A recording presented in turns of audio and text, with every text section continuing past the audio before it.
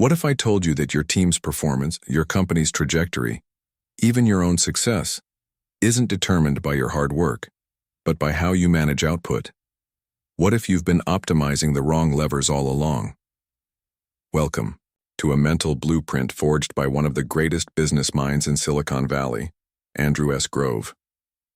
Today, we dive into high output management, a masterwork that doesn't just explain leadership, it redefines it. If you're a founder, a manager, or someone striving for peak performance, this episode will fundamentally change how you view productivity, systems, and leverage. You'll discover how to transform chaos into output, how to scale impact through managerial leverage, and why meetings, meetings, might be your most powerful tool. But that's not all. Stick with us until the end, because we're going to test your understanding with a high-stakes knowledge check designed to burn these lessons into your brain and supercharge your mental processing power. And there's a game-changing surprise waiting for you at the end that could be the edge you've been looking for. Let's get into it. The world doesn't need more effort. It needs more output. Let's build yours. Now.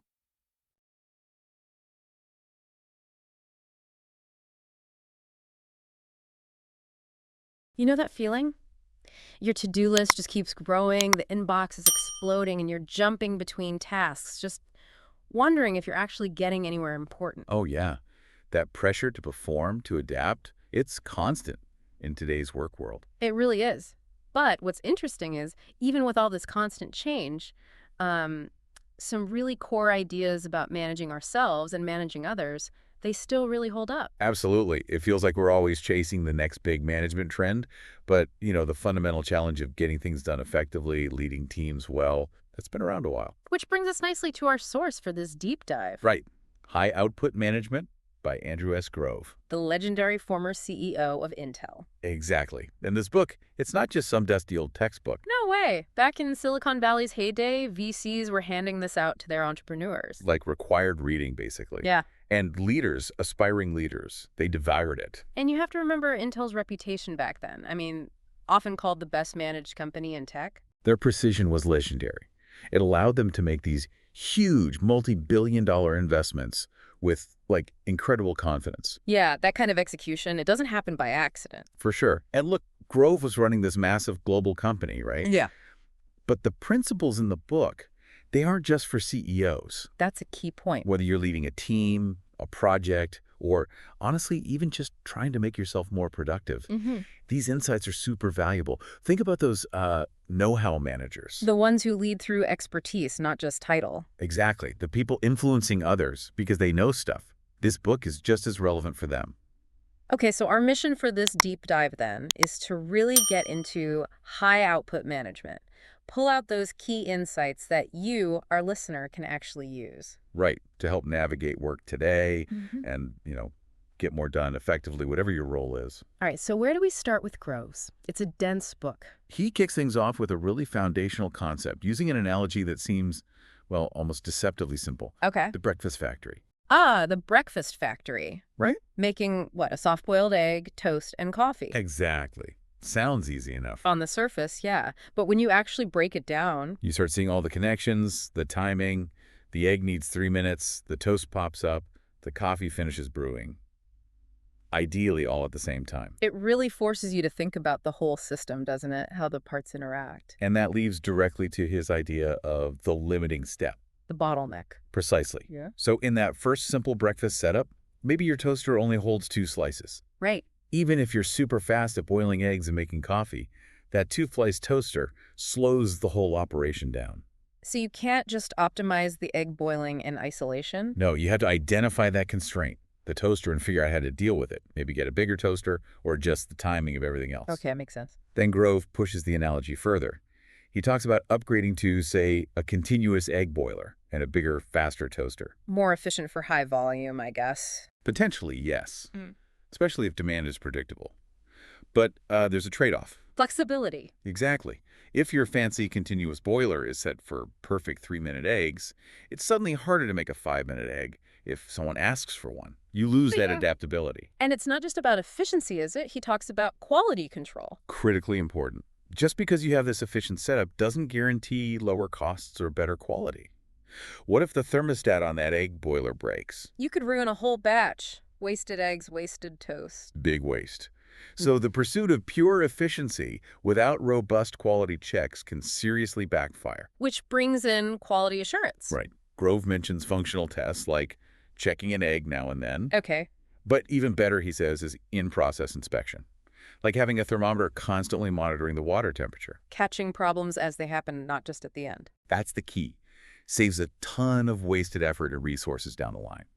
So this whole breakfast thing, it's a simple frame for thinking about much more complex business operations, identifying those crucial bottlenecks and ensuring quality. Okay, so we've got our theoretical breakfast factory running, Yeah. but how do you actually manage it day to day? Well, Grove argues you absolutely need good indicators. Measurements. You need to be measuring the right things. Precisely. As the manager, you're not just making individual breakfasts anymore. You're focused on the overall output, the costs, the customer satisfaction. Right. So you need indicators tied directly to those operational goals. And he introduces one called the linearity indicator. What's that about? Okay, imagine tracking how many breakfasts your factory makes each day over a month. Right. Perfect linearity means you make roughly the same number every single day. Consistent output. But that rarely happens. Right? Actually not. Yes. And if you see like 80% of your total monthly output crammed into the last week, That's a red flag. big red flag. Why the mad rush at the end? What does that usually signal? Well, it could be procrastination, maybe dependencies that only clear up late, but fundamentally, it points to inefficiency and risk. Risk. How so? If something goes wrong in that last-minute crunch time someone calls in sick, a machine breaks, you could miss your entire monthly target. Ah, okay. So the linearity indicator gives you an early warning. Exactly. It helps you spot those hidden problems and risks before they blow up. The key isn't just the total number, it's the pattern over time.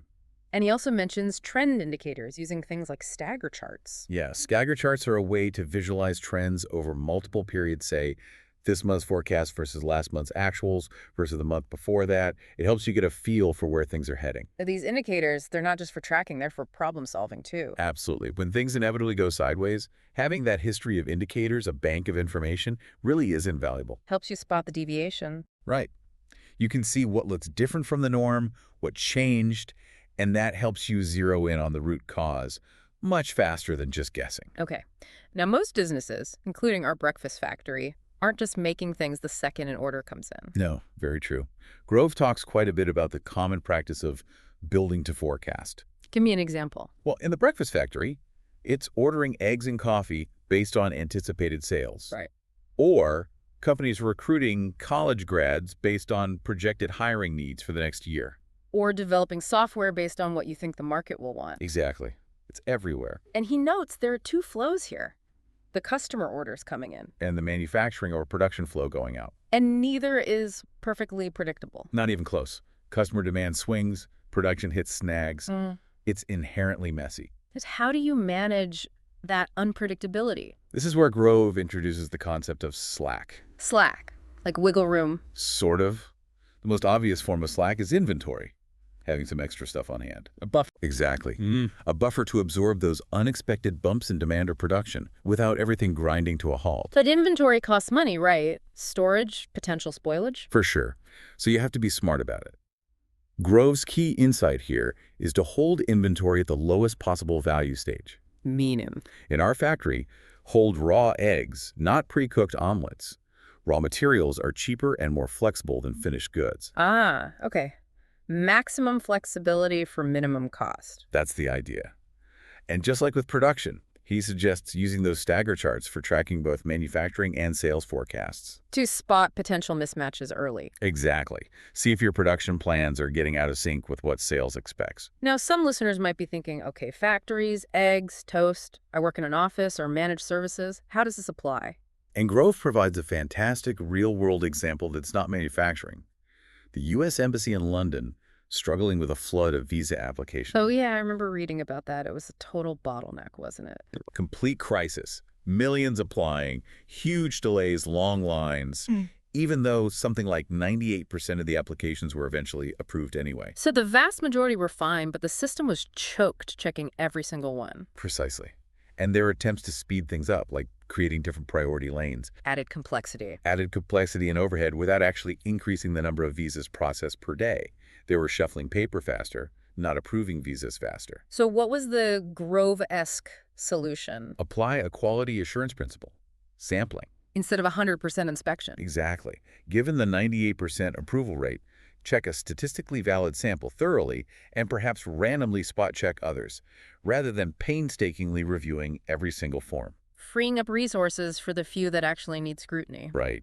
The key insight. More checking doesn't always mean better quality or speed. Strategic, targeted inspection can be far more effective. It's like how the IRS uses audits, right? They don't audit everyone. Perfect analogy.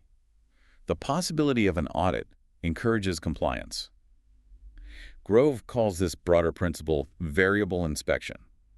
Don't meddle in everything your team does. Don't micromanage. Right, but strategically dig into specific activities or outputs when needed. It's about applying your managerial attention where it has the most leverage. Okay, leverage. That's another big Grove concept, isn't it? Managerial leverage. Huge concept. It's basically the output generated by any specific thing a manager does. And some activities have way more leverage than others. Way more. He gives some great examples. One is clearly defining the output expected from a group or a process. Like setting the goalposts. Exactly. Think of Robin, the finance manager, setting up the whole annual planning process at Intel. Okay. By clearly defining what's needed, from whom, by when. That upfront work influences hundreds of people for a whole year. Massive leverage. Especially the proactive part, right? Doing it well in advance. Absolutely. That upfront definition has much higher leverage than constantly reacting to problems later. What's another high leverage activity? Supplying a unique, key piece of knowledge or information. His example is Barbara, a marketing engineer, training the sales team on new products. If she does it well, the whole team sells better. Right. Her ability to transfer that knowledge effectively has huge leverage on sales results. If she does poorly, well, the opposite happens. Makes sense. Or think about Cindy, the manufacturing engineer we mentioned. She works in this technical coordinating body, sharing best practices about a new technology across all of Intel's factories. So she's disseminating knowledge across the whole organization. Huge leverage. And delegation is obviously key to leverage too, but he adds a crucial caveat. Which is? Effective delegation needs a shared information base. If the person you're delegating to doesn't understand the context, the goals, the why. You end up giving super detailed, low-leverage instructions. Exactly. Or things go wrong. You need that common understanding for delegation to truly amplify your output. Okay, so managers need high leverage. But their days are crazy, right? Pulled in all directions. How do they manage their own time effectively? Grove applies the exact same production thinking to your calendar. Your calendar is a production planning tool. Precisely. Don't just let it fill up reactively. Actively schedule your important, non-urgent work in between the unavoidable stuff, the meetings, the deadlines. Those are your personal limiting steps. Like scheduling production around known bottlenecks. Yes. And just like a factory shouldn't accept more raw materials than it can process, managers need to understand their own capacity. For email, reports, meetings, all that stuff. Right. And learn to say no sometimes, or at least not now. You can't overload your own system and expect high output. So it's about striving for regularity, a smoother workflow. Yeah, more like a steady factory rhythm, less like a chaotic job shop where every day is a fire drill. And managing interruptions, that's a big time sink. He suggests things like having standard responses ready for common questions and batching things. Tell your team, bring your non-urgent questions to our one-on-one. Instead of constant drive-bys. Exactly. And remember those indicators we talked about. Having that data readily available can help you answer unexpected questions much faster, too. Okay, let's talk meetings. We all complain about them, but Grove sees them as a key medium for managerial work. Absolutely critical if done right. He breaks them down. Let's start with one-on-ones. Supervisor and direct report. Right. Grove says this is the primary way a manager delivers supervision and influence. Should be regular, scheduled. And who sets the agenda? Crucially, the subordinate. They should come prepared with an outline, the key things they need to discuss. Makes sense. What kind of topics? Performance figures, especially any trouble indicators, important recent events, hiring, org changes, project updates, future plans, and potential problems. Even just worries or gut feelings. Yes. Grove stresses that. Issues that are preoccupying the subordinate are prime topics. It's their meeting. And the supervisor's role. Facilitator. Ask good questions. Listen actively. Help them clarify their thinking. Push them gently towards solutions, not dictating, but coaching. Okay. What about staff meetings? The whole team together. Purpose here is interaction among peers. Learning from each other, debating issues, making group decisions. That peer-to-peer dynamic is vital. You need that cross-pollination of ideas. Exactly. Grove notes they tend to work better once a team has worked together for a while. Build some trust. And the supervisor's role there. Keep it on track. Oh. Guide the discussion. But let the subordinates do the heavy lifting, the presenting, the debating. Facilitate, don't dominate. Got it. And the third type? Operation reviews. These sound more formal. They often are. You've got the manager whose operation is being reviewed, a reviewing manager, usually more senior, presenters, and an audience. Lots of players. What do they each do? The organizing manager helps prepare presenters, manages logistics, keeps time. The reviewing manager asks the probing questions, offers perspective, sets the tone serious, engaged, acts as a role model. And the presenters? Need to be sharp, know their stuff, communicate clearly, be ready for tough questions. What about the audience? Are they just passive observers? Absolutely not, according to Grove. The audience has a crucial role. Ask questions, challenge assumptions, share relevant data, take notes on key actions. It's a working meeting for everyone. Okay, so meetings can be productive. Let's shift to decision-making itself. Grove introduces two types of power relevant here. Knowledge power. Expertise. Right. And position power. Formal authority. Kaipol. Exactly. And his argument, especially in fast-moving, tech-driven businesses, is that knowledge power is often more critical for good decisions than position power.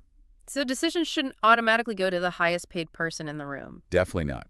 He argues decisions should be made at the lowest competent level. By the people closest to the problem. Closest to the situation. With the most relevant knowledge, that mix of technical expertise and practical on-the-ground experience.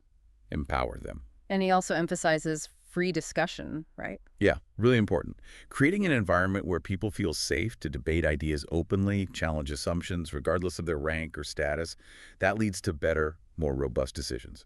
Okay, and to make the process more structured, he offers those 6 questions. Right, the 6 key decision-making questions. Super practical. 1. What decision actually needs to be made? Be specific. 2. When does it have to be made by? The deadline. 3. Who will actually make the final call? The decision maker. 4. Who needs to be consulted before the decision is made? Input gathering. 5. Who will ultimately ratify or potentially veto the decision? Is there a higher authority? And 6. Who needs to be informed of the decision once it's made?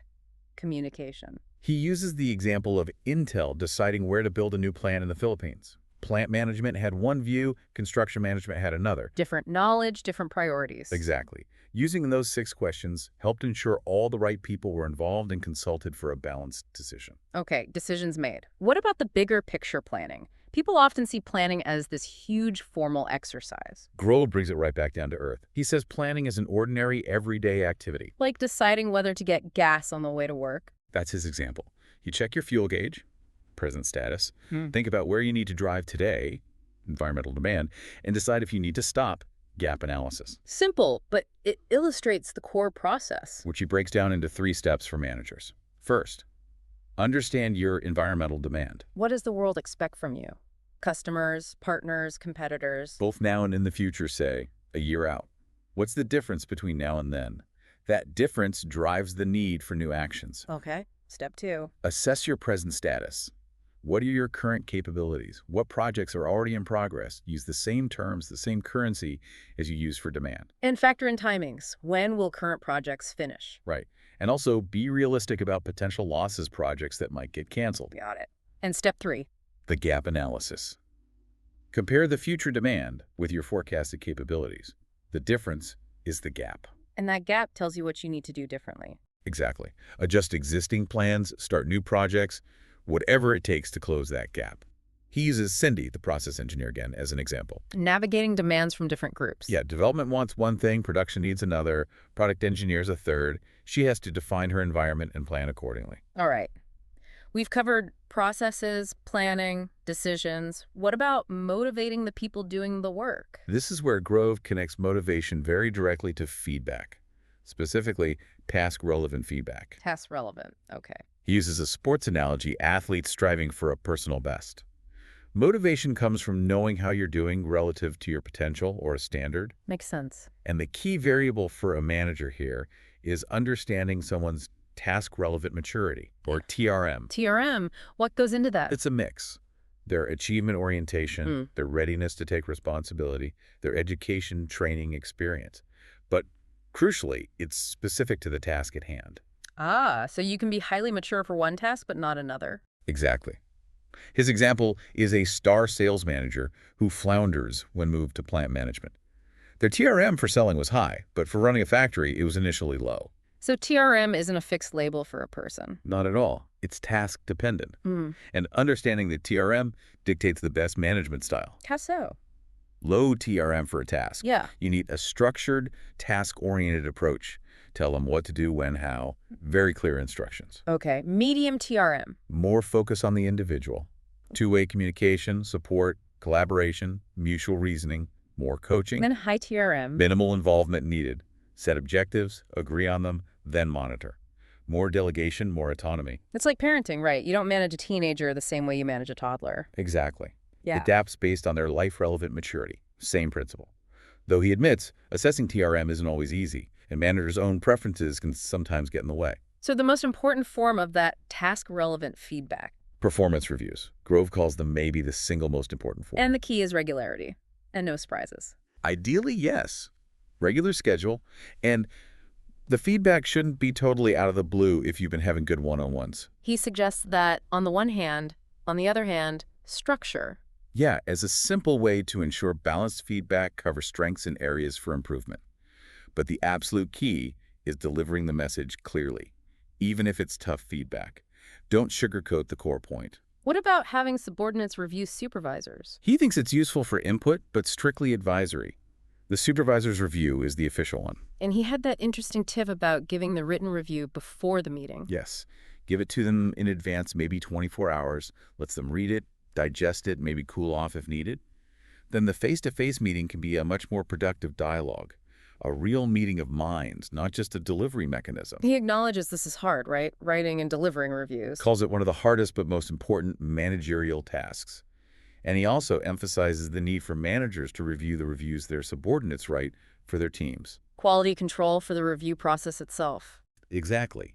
Ensures fairness, consistency, and its feedback for the manager on how well they are assessing performance. And promotion itself sends a message. A huge one. Who gets promoted clearly signals what kind of performance and behavior the manager truly values. Okay, besides reviews, compensation is another form of feedback. Right. Money talks, as they say. It can definitely deliver task-relevant feedback. But it's tricky for middle managers, isn't it? Tying pay directly to individual output. Yeah, it's harder because so much of their work is collaborative, team-based. Grove mentions using performance bonuses tied to a mix, individual contribution, team results, overall company performance. A blended approach. Right. And for base salary, he distinguishes between people who consistently meet requirements. Yeah. Some might be at their limit, others might have more potential, and those who exceed requirements. And for the exceeders. You have to give them more challenge, more responsibility. If you don't stretch them, they can stagnate or leave. Keep feeding the high performers. Finally, Grove makes a strong case for training. As a very high-leverage activity for managers. But shouldn't specialists do the training? HR or dedicated trainers? Grove argues no, managers should do a lot of it themselves. Why? Because the manager understands the specific context, the team's needs, the why behind the skills. They can impart that crucial implicit knowledge, the stuff not written in manuals. And the leverage comes from? Think about it. A manager spends, say, 10 hours preparing and delivering training to 10 subordinates. If that training makes each of them just slightly more effective, the total time saved across the team can dwarf the manager's initial investment. Huge ROI. Investing in your team skills pays back significantly. Massively. It's a direct investment in higher output. Okay, wow. We've covered a ton from high output management. As we wrap up this deep dive, what are maybe 2 or 3 core principles that really jump out? For me, number one is definitely that production mindset. Viewing any work process like a factory, always looking for that limiting step. Yeah, that's huge. Identify the bottleneck, address the bottleneck. It applies everywhere. Second, The absolute necessity of good indicators. You can't manage what you don't measure effectively. Linearity, trends. Having that data is crucial for staying on track and solving problems. Right. And I'd add the concept of task-relevant maturity, adapting your management style based on the individual and the specific task, not one-size-fits-all leadership. Absolutely critical for motivation and development. So thinking about all this, maybe a final thought for you, our listener, to chew on. Yeah. When you think about your own work, your own breakfast factory, whatever that might be, what's the real limiting step that maybe you haven't quite nailed down yet? Good question. And following on from that, what's one simple indicator, one measurement that could give you those invaluable early warnings if things start to drift off course? That's definitely something worth reflecting on. This deep dive, it really only scratches the surface of Grove's work. For sure. High output management has so much practical wisdom packed into it. We definitely encourage you to check it out if these ideas resonate. Applying these principles, even small ones, can really make a difference to your own effectiveness and your team's or organization's output. What you've just absorbed from high-output management is not theory. It's not fluff. It's the tactical framework that powered Intel's rise and has shaped the playbooks of the world's most elite leaders. But here's the truth. Insight without action is just wasted potential.